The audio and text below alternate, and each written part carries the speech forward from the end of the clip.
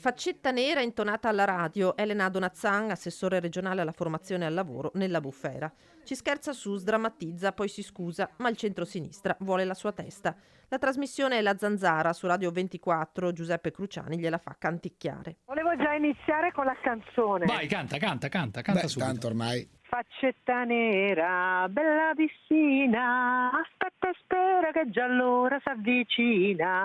Poi non me la ricordo tanto Ma come non te la bene. ricordi, scusa? Cioè, No. una come te, così, come dire, no, attaccata al Quando ventennio, saremo nostalgica. vicino a L'esponente di Fratelli d'Italia non si sottrae alle domande dei conduttori. Però io dico, Elena, tra Faccetta nera e Bella Ciao tu non hai dubbi. Neanche uno, ma come ho detto, cioè, nelle case uno cantava una cosa, uno cantava l'altra. Ho capito, e ma io- tu Che oggi... non erano esattamente uguali, però. Una è una No. canzone di libertà, l'altra è una canzone legata alla tirannide. Il caso monta e in conferenza stampa il presidente del Veneto Luca Zaia prende le distanze. L'assessore si deve scusare, quantomeno, visto e considerato che stiamo parlando, e conosco la sua sensibilità e quindi immagino che non so, magari ha già provveduto, lo farà.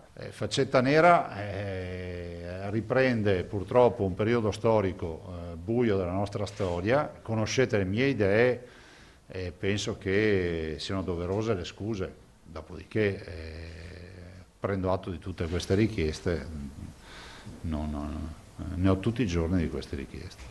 Le scuse di Donazzan arrivano nel pomeriggio, seppur soppesando le parole e contrattaccando. Sto subendo minacce e insulti, pazienza, commenta l'assessore. Non accetto però lezioni sull'approccio che l'Italia tutta dovrebbe avere sul secondo conflitto mondiale.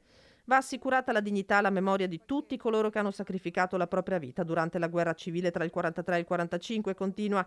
Se a sinistra, tra i pochi che condividono questa necessità, qualcuno si è sentito offeso, me ne scuso. No alle strumentalizzazioni, termina, accusando proprio la sinistra di perdersi in polemiche sterili invece di occuparsi della pandemia.